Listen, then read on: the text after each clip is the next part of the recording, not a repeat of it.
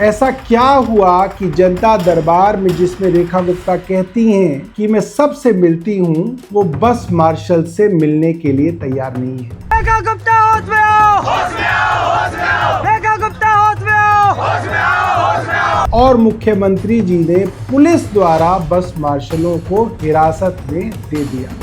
और मैं सभी बस मार्शलों से ये वायदा करता हूँ, वो वचन देता हूँ कि भारतीय जनता पार्टी सत्ता में आएगी तो 60 दिन के अंदर अंदर हम दिल्ली के तमाम बस मार्शलों की नियुक्ति की परमानेंट पक्का करने की प्रक्रिया को प्रारंभ करेंगे।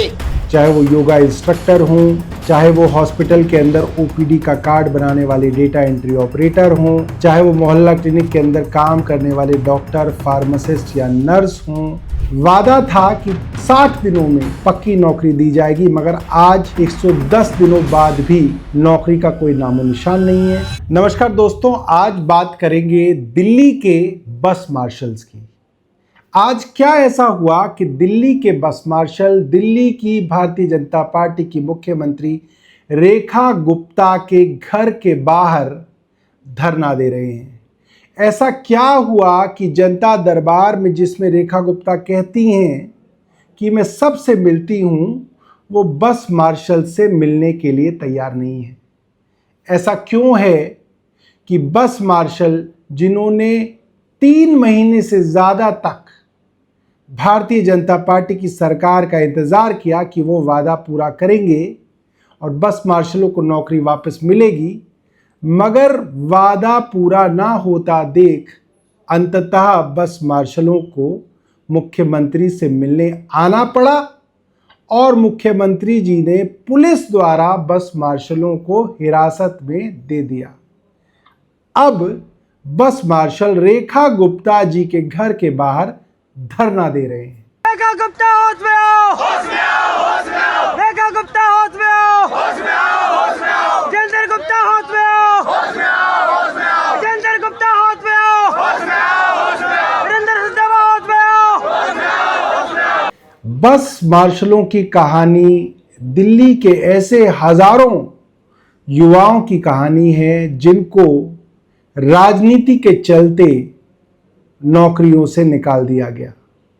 चाहे वो योगा इंस्ट्रक्टर हों, चाहे वो हॉस्पिटल के अंदर ओपीडी का कार्ड बनाने वाले डेटा एंट्री ऑपरेटर हों, चाहे वो मोहल्ला क्लिनिक के अंदर काम करने वाले डॉक्टर, फार्मासिस्ट या नर्स हों, या वो डीटीसी के अंदर काम करने वाले लोग हों, या वो दिल्ली की महिलाओं की सुरक्षा के लिए लगाए गए 10,000 से ज़्यादा बस मार्शल हों।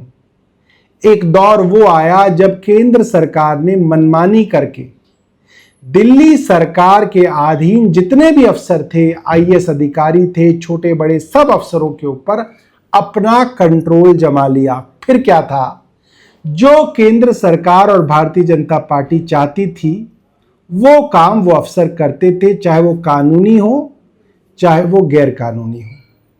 और उसी के चलते अफसरों ने बस मार्शलों की फाइल को इस तरीके से खराब किया कि बस मार्शलों की तनख्वाह आनी रोक दी।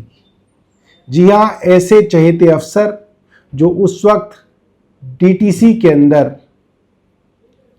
मौजूद थे, ट्रांसपोर्ट कमिश्नर के रूप में मौजूद थे, उन्होंने फाइलों पे लिखा कि बस मार्शल तो सिर्फ डिजास्टर मैनेजमेंट के लिए इस्तेमाल करने वाले सिविल डिफेंस वॉलंटियर हैं, इनको बस मार्शल की तरह इस्तेमाल करना गलत है और इसलिए इनकी तनख्वाह रोक दी गई। उसी तरीके से फाइनेंस डिपार्टमेंट ने भी इनकी तनख्वाह को रोक दिया। कई महीनों तक तनख्वाह जब नहीं आई तो अंततः इनको 31 अक्टूबर 2023 को अपनी नौकरी या असाइनमेंट से निकाल दिया गया। इन लोगों ने खूब धरने किए, खूब प्रदर्शन किए, कई बार ये लोग हमसे भी मिले और मैंने इनको हर बार ये बताया कि ये मामला सीधे तौर पे एलजी के अधीन है, क्योंकि ये मामला सर्विसेज का मामला है। मगर बार बार भारतीय जनता पार्टी कहती थी नहीं, ये मामला चुनी हुई सरकार के हाथ में है और जिस दिन चुनी हुई सरकार चाहेगी इन लोगों की नौकरी वापस मिल जाएगी। हमारे लाख समझाने पर भी बस मार्शल्स को यकीन हो गया कि शायद भारतीय जनता पार्टी सही कह रही है और ये मामला चुनी हुई सरकार के हाथ में है। और भारतीय जनता पार्टी के उस वक्त के नेता विजेंद्र गुप्ता ने बस मार्शलों को कहा कि अगर भारतीय जनता पार्टी की सरकार दिल्ली में बनती है तो मात्र 60 दिनों में, यानी कि 2 महीनों के अंदर बस मार्शलों को पक्का करने की प्रक्रिया शुरू करके पूरी कर दी जाएगी और बस मार्शलों को पक्की नौकरी कर दे दी जाएगी। यही बात भारतीय जनता पार्टी के दिल्ली के अध्यक्ष वीरेंद्र सचदेवा जी ने भी कही।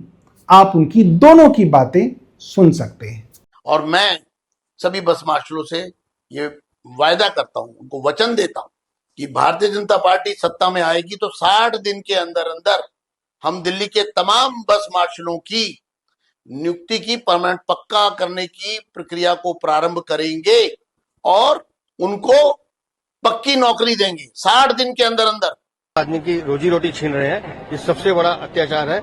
इसलिए मैं बार बार कह रहा हूं कि एक बार इस पूरे विषय को लेकर माननीय उपराज्यपाल के पास इनके प्रतिनिधिमंडल को लेकर जाएंगे और उनसे निवेदन करेंगे कि इन सबको दोबारा से सुनिश्चित। सुन लिया दोस्तों, आज भारतीय जनता पार्टी की दिल्ली में सरकार को बने लगभग 110 दिन हो चुके हैं, यानी कि करीब करीब 3 महीने से ऊपर और करीब करीब 4 महीने हो चुके हैं, मगर आज तक बस मार्शलों को पक्की नौकरी तो बहुत दूर की बात है, उनको वापस उनकी टेम्परेरी जॉब भी नहीं दी गई है।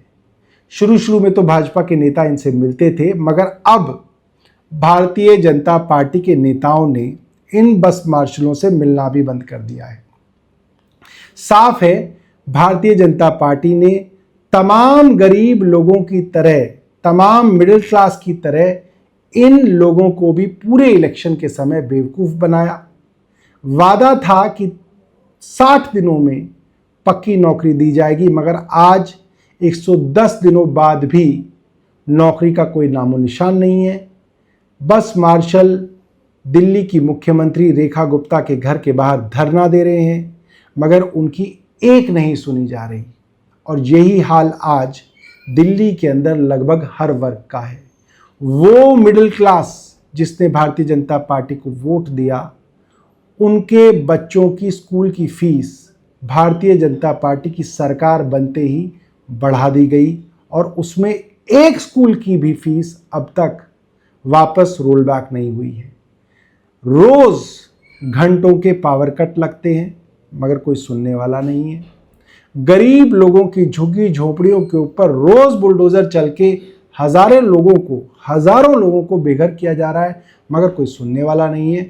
कुल मिला के मात्र 110 दिन के अंदर भारतीय जनता पार्टी ने दिल्ली को बहुत ज़्यादा बर्बाद कर दिया है। नमस्कार, आप देख रहे थे मेरा चैनल बेरोजगार नेताजी। धन्यवाद।